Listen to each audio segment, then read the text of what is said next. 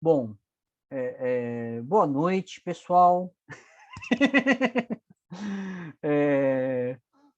Para não perder o hábito, né? Essa aqui é a oficina de redação científica do Laboratório de Bioquímica e Fisiologia de Insetos.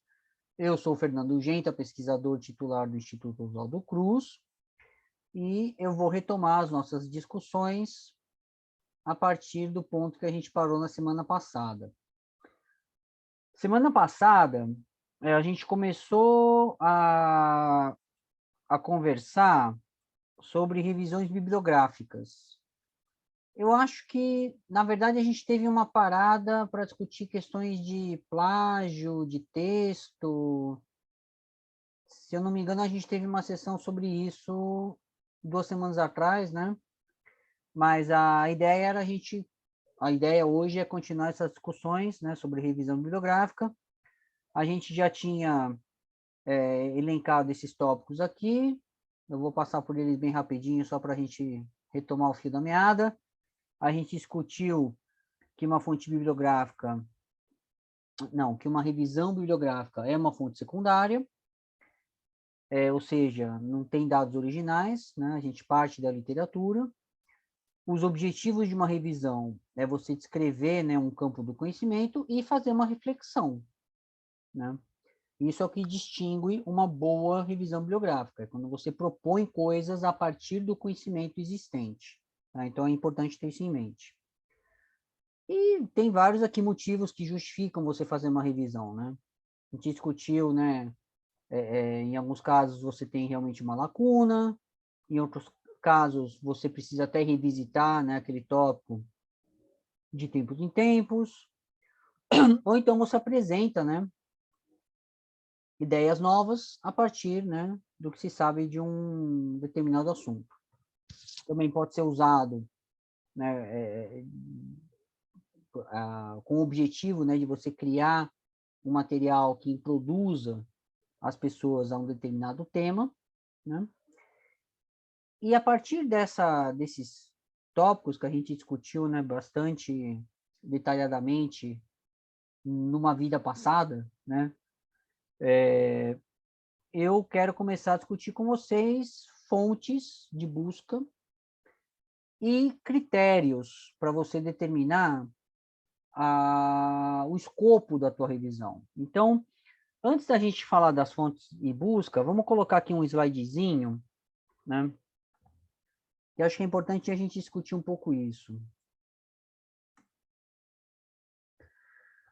É assim, tem dois critérios principais, e é engraçado como isso mudou muito com os anos, né?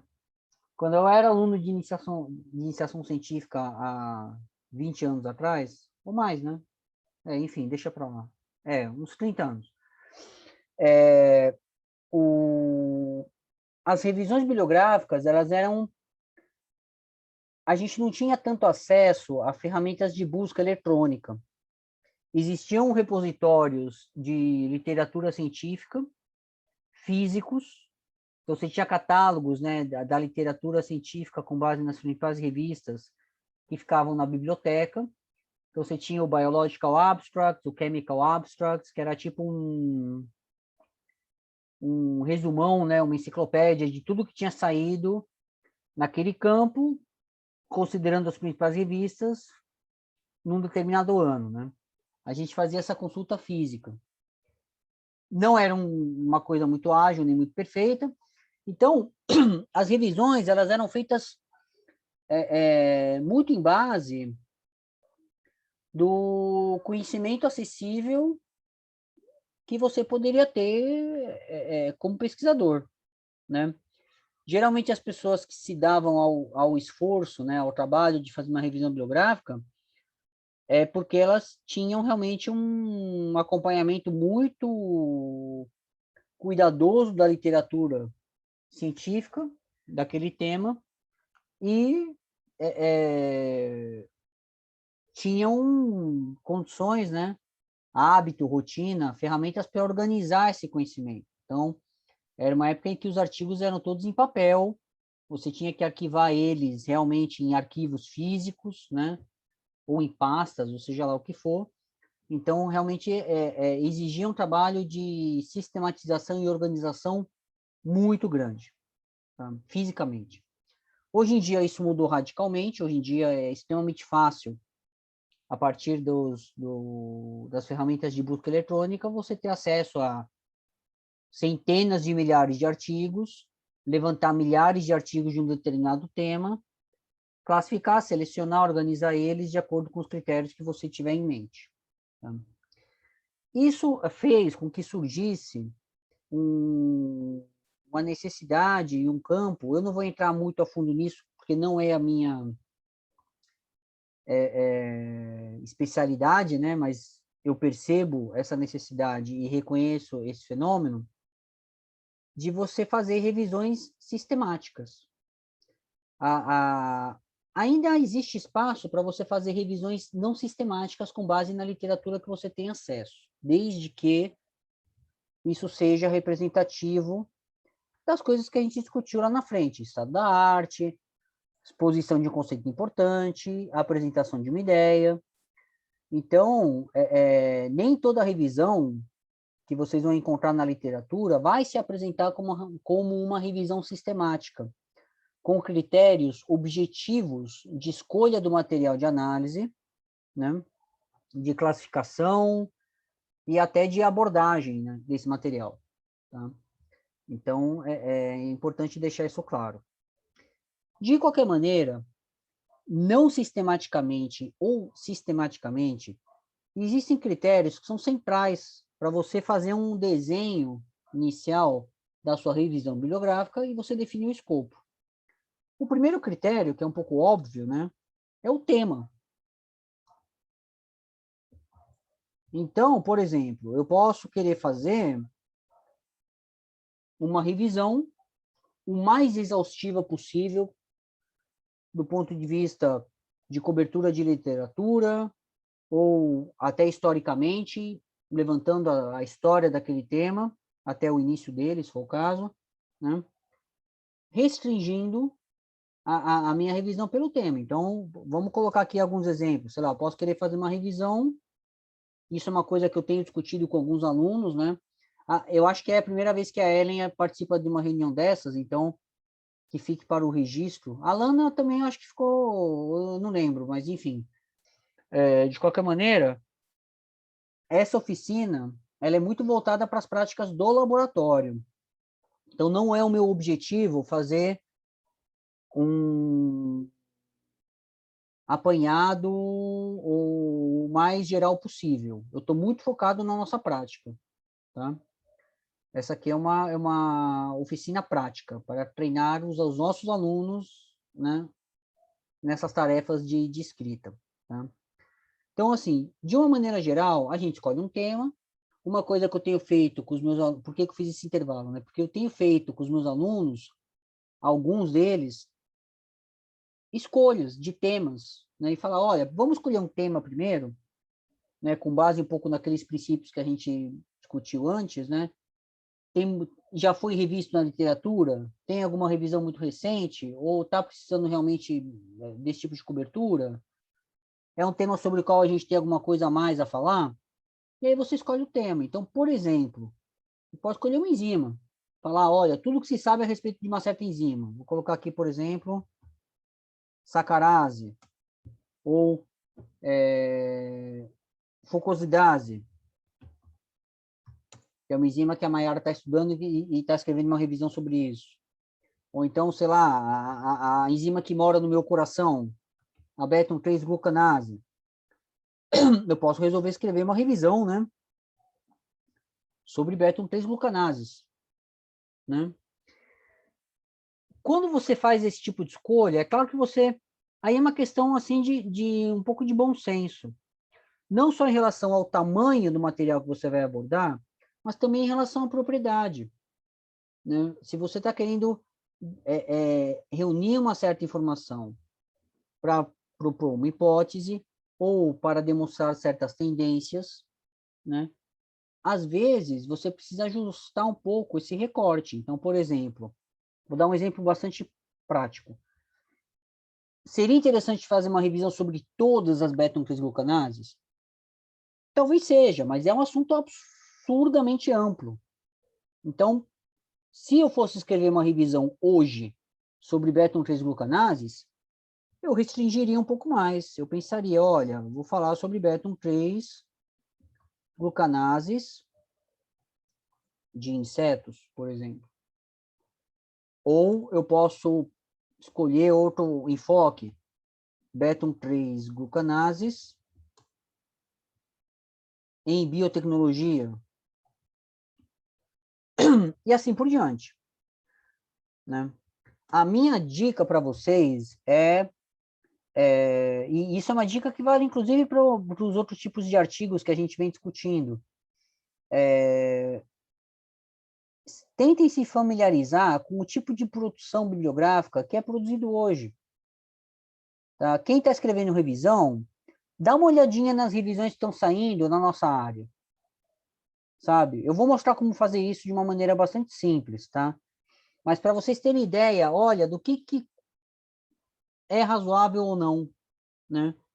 As pessoas que estão escrevendo revisões e publicando revisões esse ano, por exemplo, fizeram esse exercício de restringir, de escolher um tema e delimitar, olha, isso aqui é razoável e interessante eu abordar numa revisão bibliográfica.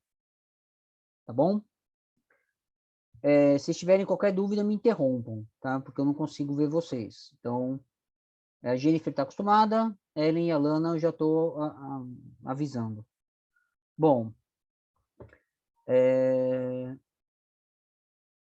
o outro critério que acaba sendo aplicado em conjunção com essa questão do tema, tá? É a janela temporal. E isso vai depender muito do tema que você está escolhendo. Tem temas que, se você fizer uma busca bibliográfica, você vai encontrar milhares de artigos publicados esse ano. Tem temas, se você fizer uma busca bibliográfica, você vai encontrar 20 artigos desde, sei lá, 1900 até hoje. Percebe? Então, mesma questão. Você define o recorte, você define a janela que você vai analisar. A questão aqui é você ter uma boa justificativa para isso. Se você só tem 20 papers publicados sobre um assunto desde o início dos tempos até hoje, não tem sentido você fazer um recorte disso e falar, vou revisar só os 2 últimos papers que saíram esse ano. Não tem sentido. Se você tem 1000 papers publicados sobre um assunto por ano, talvez seja o caso de você fazer um recorte, né, mais estrito. Claro, não do ponto de vista temporal, mas talvez do ponto de vista de tema. O fato é que num tema que tem 1000 artigos publicados por ano, você não vai revisar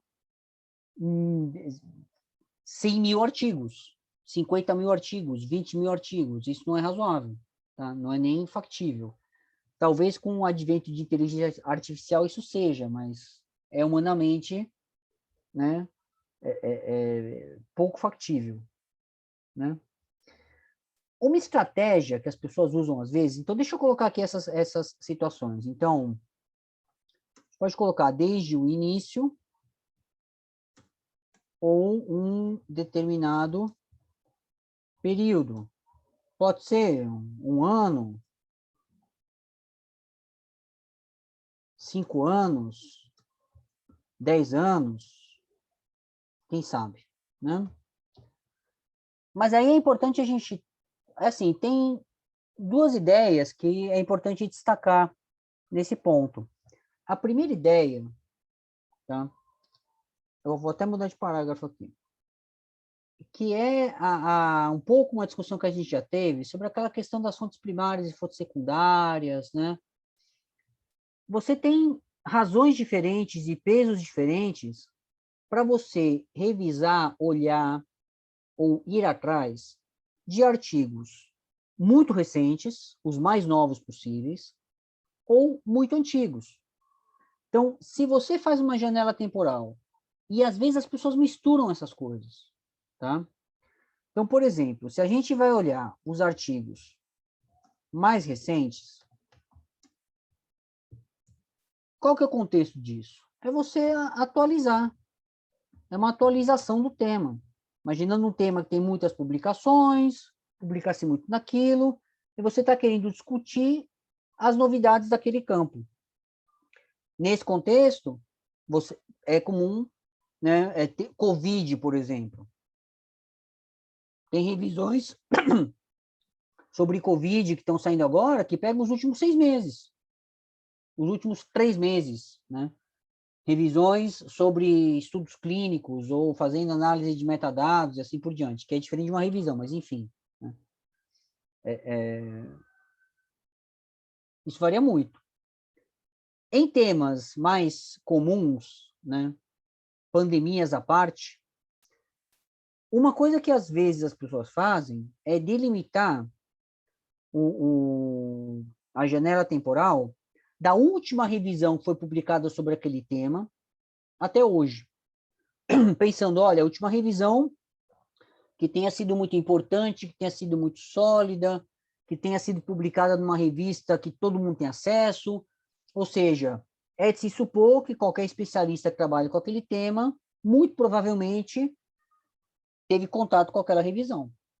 E aí você define, olha, eu vou revisar as novidades desse campo desde a revisão de, sei lá, 2015, por exemplo, 2010, 2018, enfim, isso vai variar muito, tá? Então, aqui um exemplo a partir da última revisão. Mas é importante a gente tomar um pouco de cuidado com uma recomendação que às vezes a gente encontra no meio acadêmico, né? De sempre estar atualizado, é óbvio que a gente tem que sempre estar atualizado, mas com uma ênfase muito forte nos últimos artigos que caíram daquele tema. É claro que isso é importante, é claro que isso é fundamental, mas se você pretende se especializar num tema e criar uma base sólida, é importante que você tenha contato com a literatura mais antiga também. Tá? E, às vezes, até com esse viés de quanto mais antigo, melhor. Né? Por que isso? Porque nesses artigos mais antigos é onde você vai encontrar definições ou critérios que foram utilizados para a descrição de um certo fenômeno, né? E, além disso, você vai ter uma ideia muito que é muito importante assim da história do tema. E muitas vezes uma boa revisão acaba tendo uma mistura das duas coisas. Você define, olha, eu vou revisar as novidades de um campo nos últimos 5 anos. Por exemplo, beta-glucanases e insetos. Vou discutir nessa revisão os artigos que saíram sobre beta-3-glucanase de insetos nos últimos 5 anos, para fazer um apanhado do estado da arte, de como se encontram os estudos sobre esse assunto. Entretanto, no começo, eu vou começar minha revisão definindo um pouco para vocês o que é uma beta-3-glucanase, quando elas foram descritas pela primeira vez, quando elas foram descritas em insetos pela primeira vez.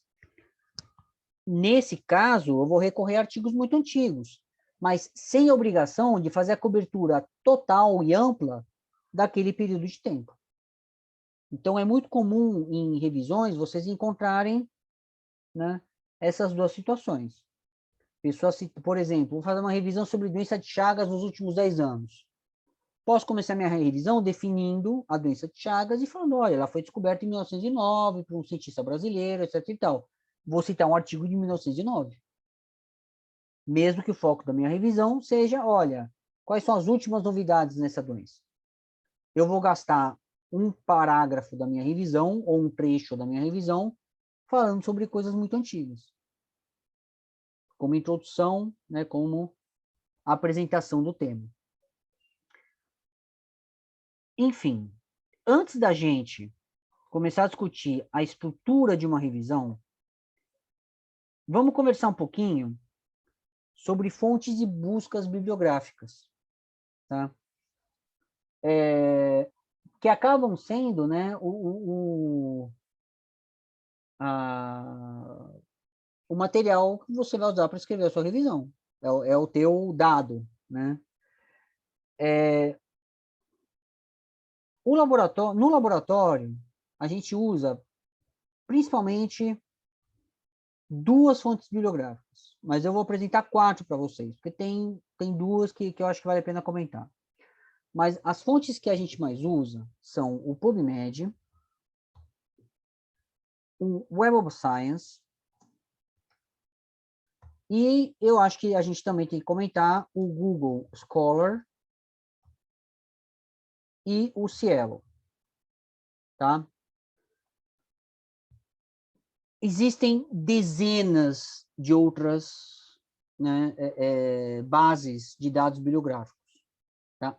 Dezenas. Tá? Então, assim, se eu fosse fazer um apanhado amplo, eu podia dar um dia inteiro de aulas para vocês sobre bases de dados, como usar, etc. e tal.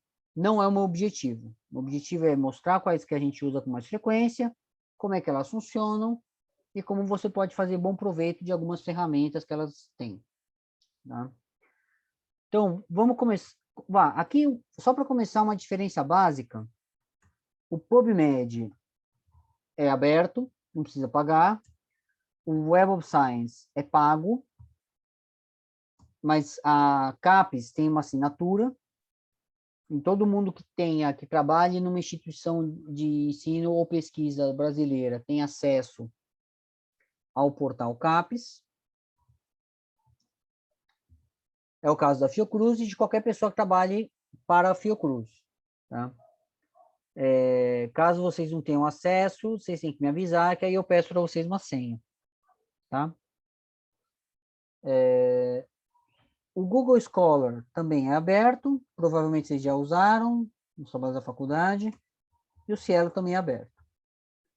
Tem algumas diferenças aqui. O Cielo ele é muito bom para artigos em português, em revistas nacionais, e os outros, o Google Scholar ele é misto, né? Você encontra tanto coisas em português quanto em inglês. O Web of Science é todo em inglês e o PubMed também é em inglês. Uma coisa que vale a pena comentar, isso não quer dizer que só aparecem referências, né, de revistas em inglês. Às vezes você se depara com artigos no Web of Science ou no PubMed que estão em chinês ou em russo, né? Mas vale a pena destacar, é minoria, a grande maioria, tipo 99% dos artigos estão em inglês, é a língua, né, que se escolheu para a literatura científica depois da Segunda Guerra Mundial, enfim, tem razões históricas que eu não vou discutir agora, porque vai fugir um pouco do tema, mas, e além disso, o site, as ferramentas, elas estão todas em inglês, tá? Vamos passar uma por uma, para a gente conversar um pouquinho, né, sobre as características, né, e como elas podem ser usadas. Então, vamos começar com o PubMed.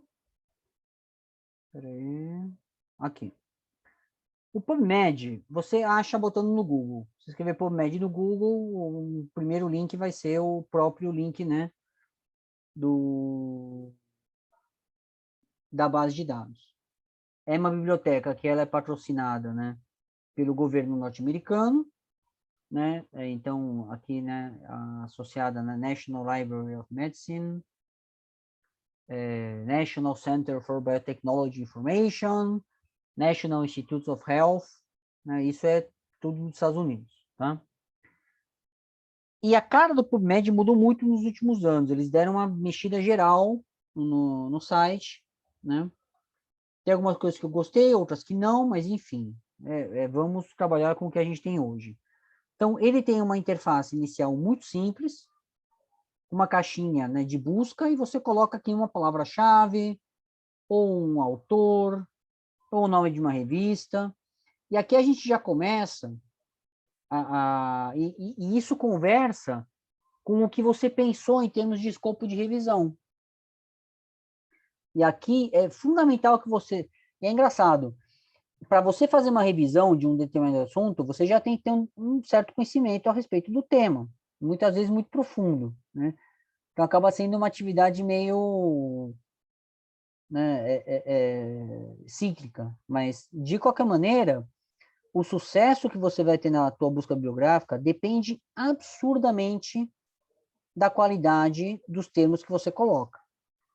E você só vai ter consciência de quais são os bons termos se você tiver um conhecimento da literatura, tá? Então, vamos colocar aqui, por exemplo, eu vou dar um exemplo para vocês. Beta-glucanase. Beta-glucanase é um termo meio ruim, porque você pode ter... Fernando, Oi, você tá com o PubMed aberto? sim. Ah, ele não Não mudou de tá aparecendo janela? pra gente. Não tá. Gente, desculpa. Meu Deus do céu. Eu achei que tu estivesse só falando, aí quando você falou agora, eu O- entendi que tava vendo. Ah, agora foi. Obrigado por me avisar. Eu estava nessa janela aqui, falando um monte de abobrinha sobre o PubMed, então, ó, National Institute of Health, National Library of Medicine, e por aí vai, tá? Caixinha simples de busca, e aí você escolhe o que você vai botar na caixinha. Então, por exemplo, se eu colocar beta-glucanase, desse jeito, opa, certifique-se de escrever o termo certo em inglês, né? Pelo amor de Deus, né? É um termo ruim. Dá uma olhada, ó. Ah, e aqui, olha só, tem que tomar cuidado. Eu já vou mostrar para vocês essas caixinhas do lado. Mas aparecem aqui 1.234 artigos de 1960 até 2021. Mas aparecem coisas assim, a gente pode ver que são coisas muito diferentes, né? O pior é quando aparece referente ao que está na bibliografia e não no artigo em si. Isso eu encontrei nas minhas buscas. Muitas vezes o termo estava se referindo ao que estava na bibliografia do artigo. Isso acontece também. Isso é especialmente irritante, né? Bom, por que eu estou comentando que beta-glucanase é um termo ruim? Porque eu sei, como eu estudei beta-glucanase milhares de anos não, há muito tempo, né? Eu sei que existem diferentes tipos, que elas fazem coisas completamente diferentes. Tem beta 3, beta 4, beta 6, que são enzimas, ou tem alfa, bom, alfa não botei porque eu botei beta, né? Então, eu sei que esse é um termo que é um pouco ruim. Então, talvez valha a pena refinar para beta 3 glucanases. E eu posso até colocar aqui, ó, eu quero só as de insetos.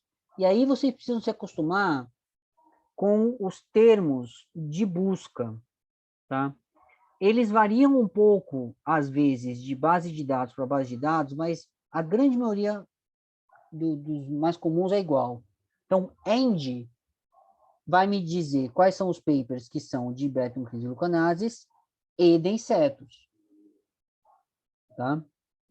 Se eu colocar OR, por exemplo, são artigos que têm um ou outro ou os dois. Então, aqui provavelmente vai aparecer, repara que apareceu só 360 mil artigos, né? Então, esses são os mais basiquinhos, tá? Para vocês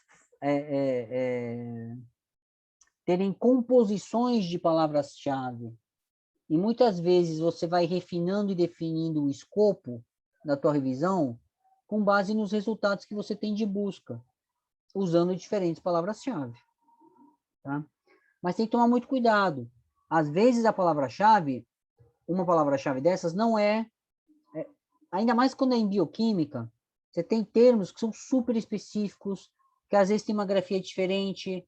Naquele artigo, beta-1,3-glucanase pode estar escrito, em vez de hífen, o cara usou isso aqui, por exemplo. Colchetes. Aí vão aparecer outras coisas, tá vendo? Ou então, a pessoa usou só um nome antigo de beta-glucanases. Se chamava laminarinases. Percebe? Então, é importante vocês terem um certo conhecimento do campo que vocês vão revisar, para vocês poderem, né, realizarem boas escolhas de palavras-chave, para terem buscas bibliográficas, né, efetivas, né, eficientes. Uma coisa que acontece às vezes é você delimita. Então, por exemplo, aqui, vou fazer uma revisão sobre laminarinases, que é o nome antigo para beta-1,3-glucanases, né? E vou delimitar aqui o tempo, os últimos 10 anos, por exemplo. Né? Cliquei aqui. O PubMed, ele tem ferramentas muito intuitivas, tá? Então, posso escolher os últimos 10 anos, 5, 1, ou até aqui uma determinada, né, faixa, né, de tempo, de anos, né? Uma coisa que acontece às vezes, você refina o tempo, você fala, não, ó, eu quero ler só os artigos que foram publicados esse ano, 16, e aí conforme você vai lendo eles, você vai percebendo na bibliografia desses artigos, nas referências, artigos que não apareceram na tua busca por causa desse tipo de problema que eu falei. Tá escrito de um jeito diferente. É uma revista que não está indexada nessa base de dados. Então, às vezes, a gente faz ajustes pequenos na nossa base de bibliografia, conforme você escreve a revisão, conforme você vai garimpando essas coisas, tá? Mas, enfim, vamos ficar, então, aqui com uma janela de 10 anos, por exemplo. Tem 200 artigos, né?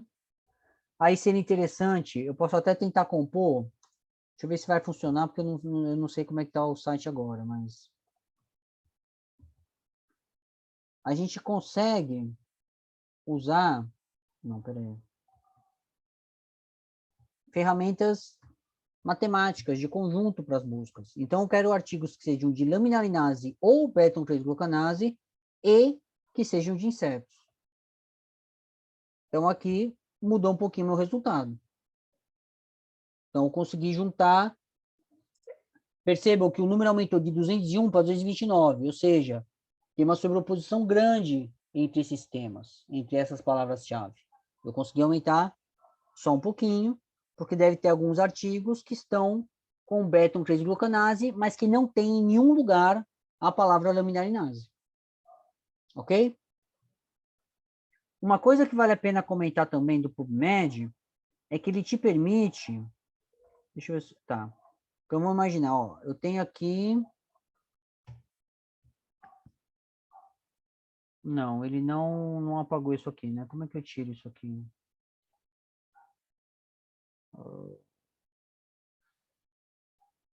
Reset filters, ok. Então, vamos lá. Uma coisa legal, que é importante, quando vocês forem começar a escrever a revisão, bom, tem duas coisas que eu vou destacar. Primeiro, dá uma olhada nesse gráfico aqui, número de artigos ao longo do tempo.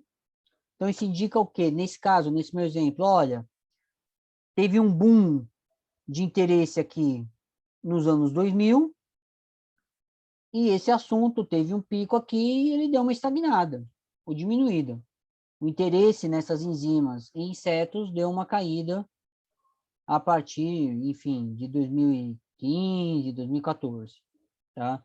Mas teve alguma coisa aqui que fez com que, né, houvesse um interesse muito crescente. Tem que tomar cuidado com essas análises, tá? Isso foi até objeto de uma discussão na literatura, porque tem muita gente que usa esse tipo de gráfico para vender as coisas, falando, não, esse tema aqui, ele está aumentando absurdamente de interesse, né, é tema muito quente, etc e tal. E às vezes a subida que a gente está observando naquele campo reflete apenas o aumento na produtividade científica geral, como um todo. Então, é importante ter um pouco de análise comparativa quando você analisa esse tipo de gráfico aqui para, né, falar de tendências. Será que isso aqui não é Ele uma está tendência? crescendo. Fala, É gente. porque está aumentando referente ao que era antes, né? Comparado ao que era antes na pesquisa sobre aquele tema, e não comparando com outros temas, né? Pois é. Talvez, Então, isso aqui pode talvez ser não seja tão claro. esse gráfico aqui, ele pode estar refletindo simplesmente o crescimento populacional, o aumento do número de cientistas, o aumento do número de pessoas que estão estudando qualquer coisa, e qualquer tema tem esse tipo de crescimento. Provavelmente outros temas vão ter o mesmo gráfico, né? Porque é em relacionado à época, né? Sim. Pode estar relacionado, por exemplo, olha, teve um boom aqui nos estudos sobre insetos. E os estudos sobre essas enzimas em insetos tiveram o mesmo comportamento. Pode ter sido um aumento no estudo de enzimas de uma maneira geral, ou dessas enzimas. É importante ter um pouco de critérios e comparação. Tá? Vamos, só de brincadeira, vamos ver como é que fica aqui artigos sobre insetos. Né? Dá uma olhada. Tem 360 mil e, olha, teve ele está aumentando exponencialmente.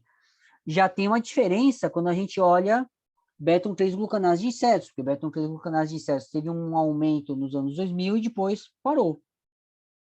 Então, teve alguma coisa aí que fez com que o interesse nessas enzimas tivesse diminuído. Né? Pode ser um problema das minhas palavras-chave também, tem que tomar muito cuidado com isso. Tá? As pessoas começaram a chamar essas enzimas de outra maneira. Isso acontece. E nessas enzimas isso aconteceu um pouco. Tá? Enfim, vamos voltar aqui para o meu exemplo anterior. Ô, Fernando, quando Sim. você fala dessas palavras-chave, né? Para você ter uma boa. Você englobar, né? Todos os tipos de artigos que venham estar falando sobre essa enzima, você teria que conhecer todos os tipos de palavras-chave que combinam com ela, que tem alguma referência com ela, e colocar todas na mesma pesquisa. Por exemplo, ali você botou laminarinase or a beta 1,3-glucanase. Aí você ia colocar or, outra palavra-chave também, tudo para uma mesma busca. Você não faz vários tipos de busca separado, não. Olha, Jennifer, teoricamente, fazer buscas separadas vai te dar o mesmo resultado. É assim, fazendo buscas separadas, talvez você tenha uma compreensão melhor de por que alguns artigos aparecem em uma busca e não aparecem em outra, por exemplo. Isso pode te ajudar, entendeu? Mas, a rigor, o resultado final, se você for fazer esse filtro, se você está pegando todos, na verdade, aqui eu não estou selecionando nenhum, né? Mas uma coisa que eu posso fazer, por exemplo, é excluir os artigos que falam de beta-3-glucanase, mas que falam de laminarinase.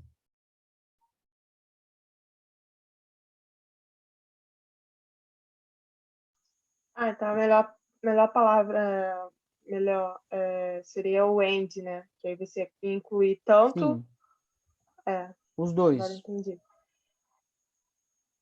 Uhum. tá? Agora, depende. Se eu conheço essas enzimas e eu sei que laminarinase e beta-3-glucanase, na maior parte das vezes, é a mesma coisa, nesse meu exemplo, o melhor é usar OR, porque aí eu vou ter cobertura total, tá? Mas outra maneira de você fazer isso é o que você falou. Faço uma busca com uma, outra busca com outra, e depois eu comparo os resultados. tá? Se o número de artigos não for estupidamente grande, é interessante. Você vai ter uma compreensão bastante... Aí você vai perceber que, quem trabalha com planta costuma chamar mais de laminarinase. Mas bem que aqui eu coloquei inseto, né?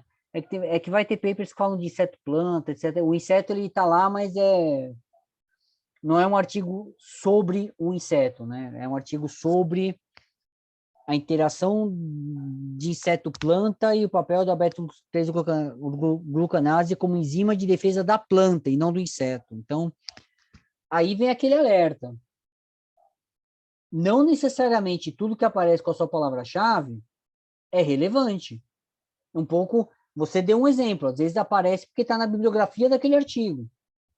Às vezes aparece por uma associação completamente espúria, né? Uma coisa assim, quase que sem querer, né? Mas apareceu a palavra ali no texto e o computador ele pegou, tá? A outra coisa que eu quero comentar aqui é a possibilidade de vocês escolherem o tipo de artigo. Tem outras ferramentas, tem outras coisas que vocês podem brincar no PubMed, mas eu vou focar nessas duas só. Se eu escolher review, isso é muito útil, porque você vai ter uma ideia das últimas revisões, de quando são as últimas revisões que saíram. Então, por exemplo, olha só, tem uma revisão aqui, né, sobre digestão de madeira em cupins, de 2020, ou seja, claramente esse é um tema que não é muito interessante fazer uma revisão agora, né?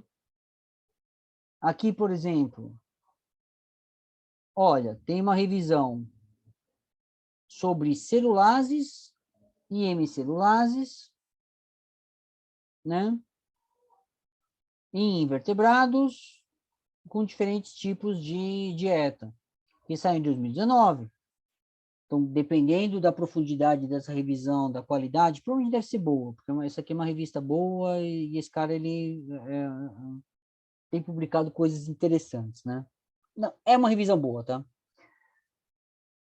Não tem muito sentido repetir uma revisão apenas 2 anos depois, a não ser que esse tópico tenha tido um boom, uma série de descobertas muito relevante assim por diante. Então, essa ferramenta aqui do review, ela ajuda nesse tipo de análise de discussão, qual vai ser o escopo da minha revisão. E ele também te permite escolher systematic review, que é um pouco isso que a gente que eu estava comentando, falando no começo, mas que eu estou construindo aos poucos, né? Você tem aquelas revisões que eram feitas muito com base no teu conhecimento da literatura, ou numa tendência nova, e hoje em dia você tem essas revisões sistemáticas, né? Falando, olha, delimitando com muita clareza qual é o tópico de revisão, qual é a janela temporal e quais são os objetivos. Então, tem essas revisões sistemáticas, tem até um tópico de metodologia. Você precisa descrever, olha, eu usei essa e essa base de dados, usei do ano X até o ano Y, e as minhas palavras-chave foram essa e essa. Obtive X mil artigos, e esses artigos revelam essas tendências aqui. Você pode até usar ferramentas de análise de texto, por exemplo, para poder fazer uma discussão a respeito daquela produção, né, bibliográfica, né? Mas, enfim, é uma coisa muito mais sistematizada. E aí eu faço um alerta. Independente da revisão de vocês ser sistemática ou não, é fundamental vocês terem um bom registro dos critérios e dos resultados de busca. Para vocês, primeiro porque vocês podem precisar disso, caso vocês, né, estejam fazendo uma revisão sistemática, ou caso não seja isso, é importante esse registro para vocês evitarem retrabalho, ficar repetindo a mesma coisa. Gente, eu estou vendo agora que tem um monte de mensagem no chat. Tá bom. Tá. Desculpa. Então é isso. Vocês têm... Ah, outra coisa no PubMed também pode procurar é por autor. Na verdade, tem uma série, assim, qual que é o meu conselho para vocês? Vocês vão usar um desses bases de dados para revisão, para busca, entra no manual e lê, tá? No User Guide. Todas essas bases de dados têm manuais que vão explicar a sintaxe de busca, ou seja, and, or, not, como é que você pode refinar a tua busca usando esses termos, né? E também as ferramentas. Quais são as opções que vocês têm para refinar os resultados, para analisar, para depois baixar e ter o registro dessa bibliografia, se você consegue baixar como texto, ou numa planilha do Excel, ou então transferir diretamente para um software de análise, né, de citação, de referências, como o Mendeley ou EndNote, né? Enfim, leiam o manual, ok? Só para exemplificar, para não deixar passar, outra coisa que é muito usada é busca por autor. Então, vamos fazer uma brincadeira aqui, vamos procurar os papers da Dani.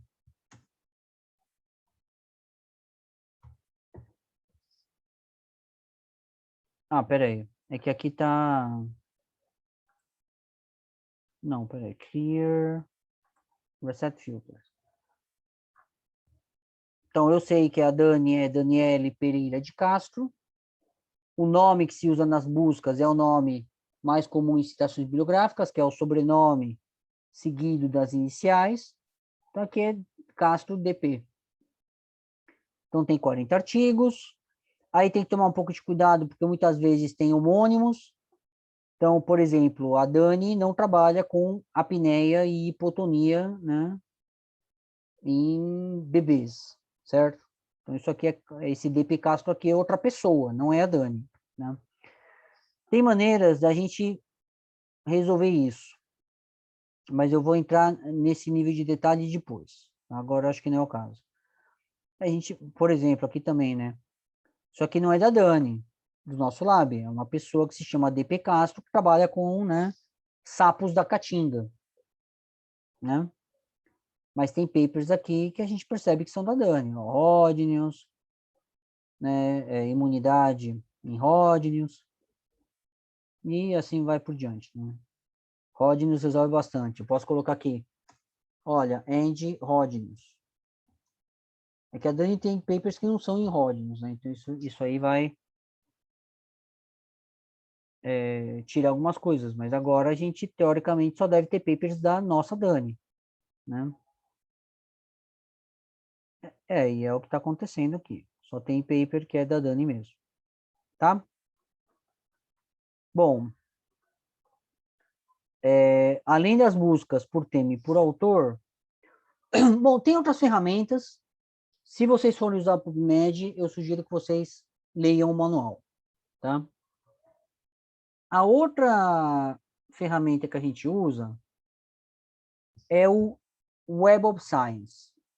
Como é que você entra no Web of Science? Você tem que ir no Portal CAPES, tá? Então, se você colocar Portal CAPES no Google, vai aparecer aqui periódicos CAPES. Pode colocar periódicos CAPES, tanto faz. Eu vou mandar para vocês esses links, tá? Pelo Zap, tá? Melhor, vou colocar na apresentação do PowerPoint também. Mas a gente entra aqui no CAPES, e aí você vem aqui, buscar base.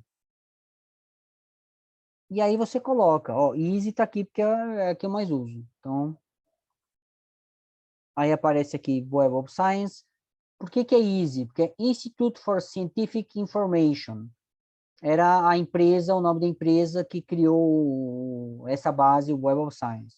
Agora mudou o nome. Porque ela foi comprada, vendida, etc e tal, então agora não é mais Easy, agora é Clarivate Analytics. Enfim. Clica nesse link, vai abrir uma janela nova. Se você tiver com a senha do teu Portal CAPES salva no computador, que é o meu caso, vai abrir direto. Se não, vai pedir a senha. E aí vocês têm que botar a senha, porque essa aqui é uma base de dados paga. E aí abriu essa janela aqui. muito parecida com o PubMed, mais ou menos os mesmos critérios e ferramentas de busca, palavra-chave, janela de tempo, pode escolher a revista, pode escolher o autor e assim por diante. Uma diferença importante entre as duas bases, além da questão de ser pago ou não, o PubMed, cada base dessas, como é que elas funcionam? Elas têm uma lista de periódicos, uma lista de revistas científicas que fazem parte da base de dados. São revistas que esses caras aí se dão ao trabalho de elencar, registrar, salvar todos os artigos, tá? Então, aí vem aquele conceito que vocês vão ver de revista indexada, revista não indexada. Revista indexada numa determinada base de dados. Tem outros objetivos dessa indexação, mas o básico é você encontrar os artigos dessa revista quando você faz uma busca. E aqui a gente tem uma diferença muito grande. O PubMed, ele registra revistas da área médica. Tá? Tudo bem que é com conceito super amplo. Então, você tem revistas de entomologia que estão no PubMed, mas que são revistas de entomologia médica, ou revistas que lidam com insetos, mas que isso acaba tendo uma implicação importante em veterinária ou em medicina humana. Tá? O Web of Science não tem essa restrição. Então, no Web of Science, a gente encontra muita coisa sobre entomologia, lembrando que eu estou pensando no laboratório, que não está no PubMed. Porque, por exemplo, uma revista de taxonomia de insetos, ou uma revista de insetos agrícolas, né, de agronomia, isso não vai aparecer no PubMed, mas aparece no Web of Science. Tá? Então, aqui, por exemplo, vamos colocar lá, beta-glucanase.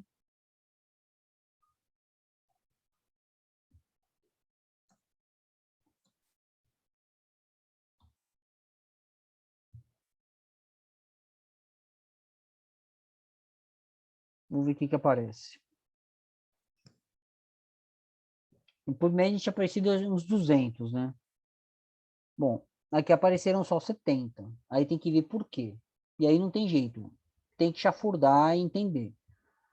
Talvez seja pela maneira como eu escrevi beta-1,3-glucanase, e essa base de dados era muito mais restritiva em relação a isso, né? Se tem vírgula ou se não tem, se é tracinho ou não é, enfim. Isso pode ser um complicante, e essa é uma das razões pelas quais eu não acho que beta-1,3-glucanase é uma boa palavra-chave. Vamos mudar aqui, por exemplo, para laminarinase.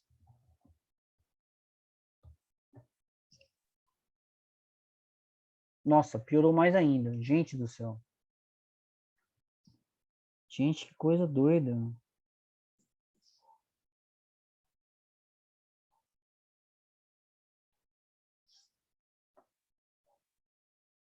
Isso realmente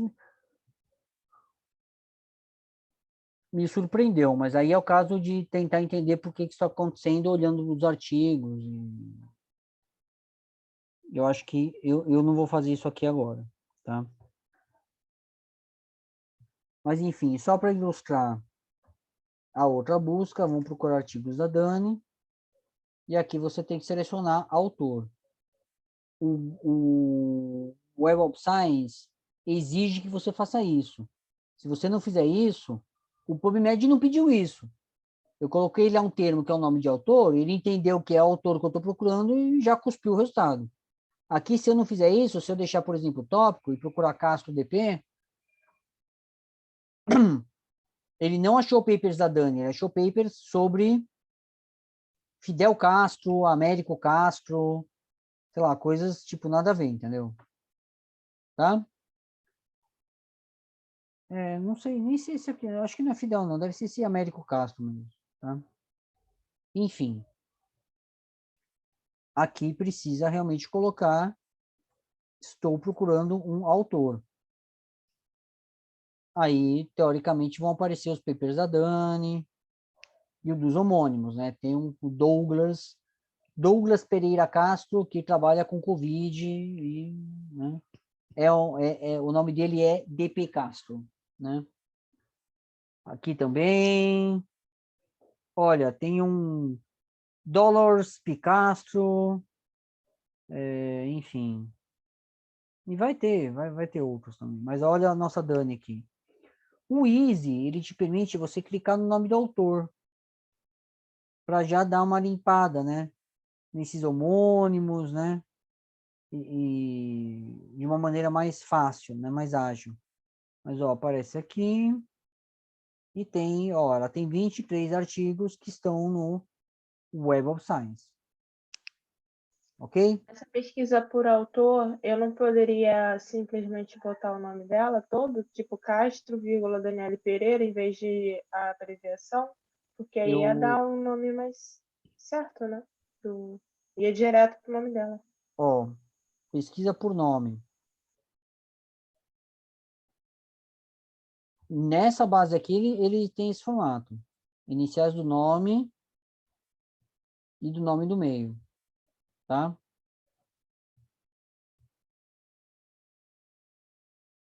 Não sei se bota ponto ou não, mas enfim. Eu acho que se colocar o nome inteiro, não vai funcionar, vai dar merda.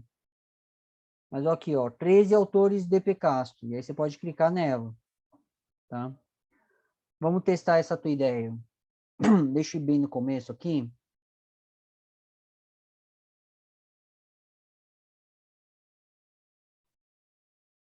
Espera que ele está pensando.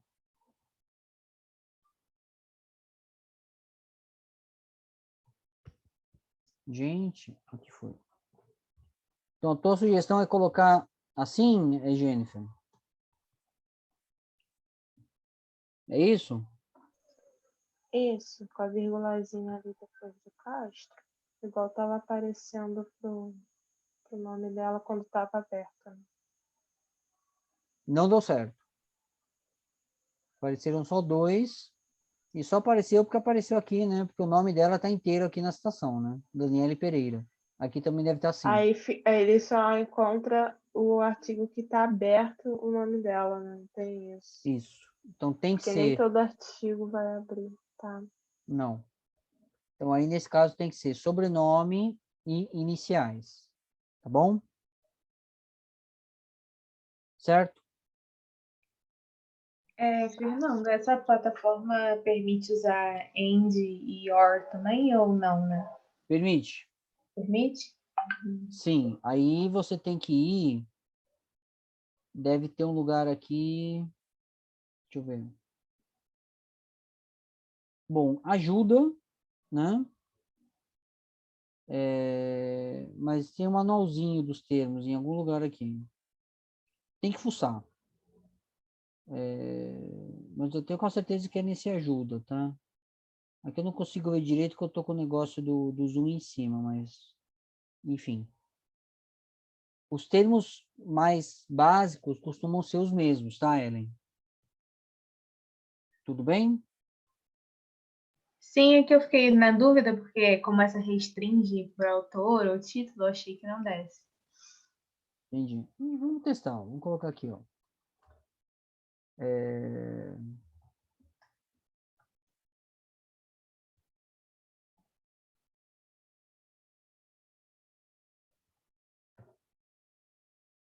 Título. Vai dar uns 20 e poucos, né, que eu tinha dado. Nossa. Agora ele pegou bastante coisa. Mistério, né? Ah, porque eu botei título. Eu tinha colocado tópico, né? E aí é uma coisa doida, né? Isso. Tinha que ser automático, né? Eu não sei. Porque nem sempre, não necessariamente ia estar no título a informação a respeito daquilo. Gente, eu devo ter escrito errado para terem aparecido só 4 artigos e agora está aparecendo 3.000. Eu não prestei atenção nisso. Ah, mas não entendi. Porque não faz sentido, né? Não tem a menor lógica, né? Eu devo ter escrito errado, sei lá, ou cliquei em alguma coisa bizarra, enfim. Cara, Import... na minha. Ah, desculpa. Pode falar, fala. Na minha revisão, eu pesquisei no PubMed, na CAPES, né, diretamente na CAPES mesmo, sem utilizar todas as bases de dados que eu vou citar aqui. Os Scopus, Web of Science, Science Direct, só que o Cielo é que eu tive mais dificuldade de encontrar né, trabalhos, porque mesmo utilizando as palavras-chave que eu já tinha utilizado nos outros, eu não consegui encontrar, eu não consegui nem chegar à fase de delimitar por ano, porque eu não encontrava. Engraçado isso, porque eu realmente encontrei bastante material nas outras bases de dados, mas no Cielo eu acho que deve ter menos do que em outras bases. Bom, pode ser isso. O Cielo tem menos revistas, é bem possível, tá? Porque o Easy, o Web of Science e o PubMed são bases assim gigantescas, tá? Mas outra coisa que você tem que considerar também é que o Cielo, ele tem revistas, tá vendo? Desses países aqui. As revistas desses países costumam ser em espanhol ou português.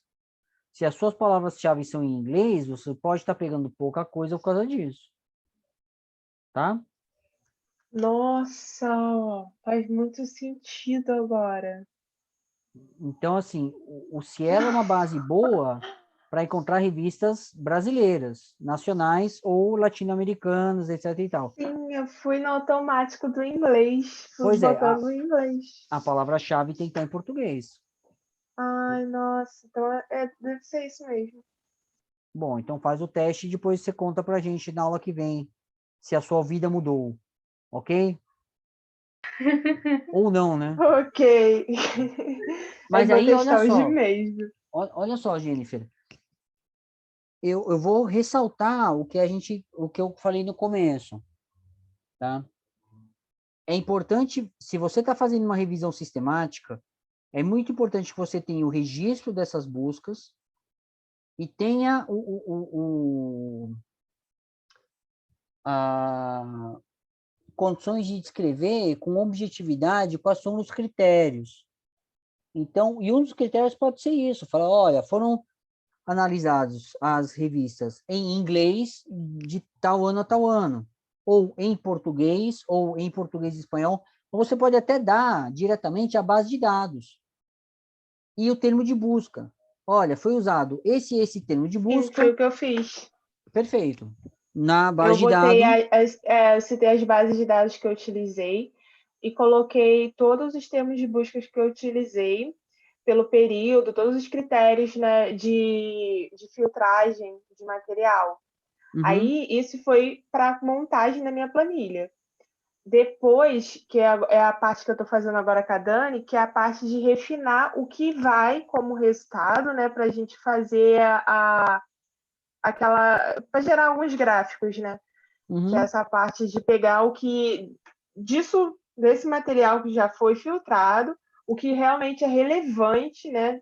Os materiais que tem artigos bem estruturados, bem robustos, para colocar como comparativos, né, para fazer esses resultados mais analíticos, né, sim.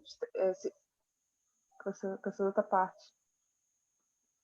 Bom, olha só para a gente fechar por hoje, que eu também não quero ir até muito tarde, eu já falei um pouquinho do PubMed, do Web of Science, o Cielo também não vai ter muita diferença, tá? Todos eles, você tem essa opção sempre de pesquisa avançada. Vale a pena clicar para entender melhor como funciona, sabe? Então, aqui você escolhe o país, tem aqui, você pode escolher uma revista, aqui são os tipos, né, né, Fernando, busca, né? Sim. agora me veio uma outra questão. Como eu estou fazendo essa parte sistemática, eu tenho que documentar cada diferença, né? Uhum. No caso, para eu botar de Cielo, eu posso colocar uma observação, tipo não encontrei nada com as palavras-chave em inglês, mas em português,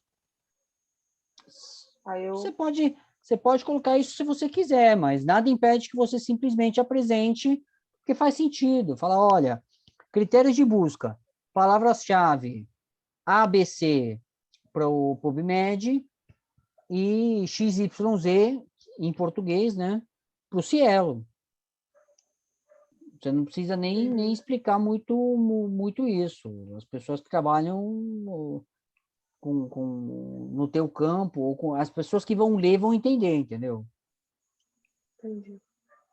Tudo bem? Mas aí vai muito do estilo da pessoa. Então, como você está escrevendo um negócio que ainda vai ser revisado pela Dani, etc e tal, deixa o mais completo possível, né? E decide isso junto com ela. Eu colocaria tudo, falar, ó, isso que você falou, né? Com a justificativa, eu escreveria exatamente do jeito que você me falou. Se eu fosse Tá. aluno e estivesse na sua situação. Tá bom, obrigada. Tudo bem? Só para a gente fechar, então, vamos dar uma olhadinha no Google Scholar, que é, né, mais fácil ainda, né? E aqui a gente tem, né, muito parecido com o PubMed, a gente coloca aqui, né, o termo, ele dá sugestões, né? E aí ele vai ter, aqui os artigos, ó, o primeiro paper é meu, que beleza, né? Mas aí você pode escolher janelinhas de tempo, né? Vai ter algumas opções aqui com as quais vocês têm que se familiarizar. Uma coisa interessante do Google Scholar, né? É que ele pega muita coisa que não tem nem no PubMed, nem no Web of Science, tá? Então, tem alguns tipos de documentos, por exemplo, resumos a congressos, coisas que estão em manuais da OMS ou em sites que o Google pega e que não estão no Web of Science ou no PubMed porque não estão em revistas científicas propriamente ditas, tá? Então, nesse aspecto, o Google Scholar, às vezes, ajuda você a cavucar umas coisas novas, interessantes, tá? Uma coisa que eu esqueci de falar, que vale a pena comentar, tanto o Google Scholar quanto o Easy te permite procurar em patentes também, tá? E dependendo do tema da tua revisão, patentes é extremamente relevante, tá? Aqui no Easy, você vai procurar, então, quando você vem aqui em... Não, peraí, ele não está deixando olhar, né? Bom, é aqui mesmo, tá? Desculpa, gente, eu me confundi. Mas aqui você seleciona. Vou fazer busca nessa principal coleção, que são os artigos, tá? Aqui vai ter uma descrição, ou em todas as bases, ou, por exemplo, posso procurar aqui no Derwent, que é um banco de patentes, tá? Então, dependendo do tema, vale a pena procurar no banco de patentes ou no banco acadêmico aqui. Ou pedir para procurar em todos. Ele tem essas opções novas aqui, mas, ó, base coreana, base russa, e tem o Cielo, né? A Então, patente, no caso, é porque foi documentado alguma criação de produto? isso. Ó, opa, peraí. Uma patente, se você for olhar ela, o documento, ela é praticamente um paper, tá? Só que ela escreve uma invenção, né? Um produto, mas com um nível de detalhamento que é muito parecido com o artigo. Vai ter introdução, o formato é completamente diferente, mas ele vai ter informação introdutória, vai ter descrição dos dados que foram obtidos, da utilidade daquela invenção, ou daquele produto, ou daquela descoberta, tá? Então, às vezes, é interessante, né, dar uma olhadinha na base de patentes também. E eu não tinha visto isso para mim é uma novidade. O Web of Science tem uma janelinha aqui para procurar no Cielo também. Então, se quiser fazer a busca do Cielo aqui, aparentemente agora pode. Ou se vocês quiserem papers em coreano ou em russo, né? Aqui também tem bases novas, tá bom? Gente, eu vou ficar por aqui hoje, para isso aqui não ficar muito cansativo. Eu vou colocar os sites aqui no PowerPoint e mandar para vocês no grupo do laboratório. Vocês têm alguma pergunta para me fazer sobre as coisas que eu comentei? Oi, eu queria perguntar sobre o registro, porque quando pesquisou o nome da Dani, por exemplo, a gente achou outras pessoas, né, de outros artigos. E aí, quando a gente vai registrar o número de artigos que a gente encontrou, a gente tem que excluir essas outras pessoas ou a gente faz a contagem total mesmo, sabendo que tem outros artigos sobre outros temas? Deixa eu ver se eu entendi a tua pergunta. Quando eu fiz aquela busca pelo nome da Dani, apareceram caras que não eram a Dani, os homônimos? Isso. Eu não vejo sentido em registrar os homônimos. Aí teria que excluir. Sim. Você pegar só os artigos que te interessam da pessoa que você está procurando. Ah, sim, entendi. Agora, isso tem que ficar claro. Tá? Então, tem maneiras de fazer isso. Bom, é que eu não vou voltar lá, mas o Easy ele te permite escolher a Dani especificamente. Se você não usar essa ferramenta do Easy, talvez você tenha que descrever no seu texto. Falar, olha, foi feita uma busca com D.P. Castro, apareceram 40 artigos, desses 40 foi analisado manualmente, ou seja, um por um, quais deles eram da doutora Daniele Castro, da Fiocruz, Rio de Janeiro. Entendi, obrigada. Tudo bem? Tudo. Bom, Ellen, Jennifer, vocês têm alguma pergunta? Não, aparentemente não. Essa dúvida da Lana até entra um pouco pelo que eu fiz, porque eu também encontrei muita coisa, igual eu falei, né, que era referente à bibliografia.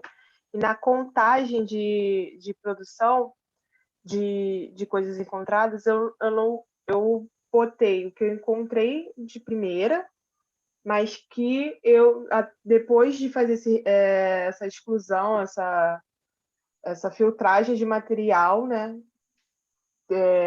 analisando o que estava, eu encontrei mais uma outra quantidade. Então, eu fui citando isso por etapas.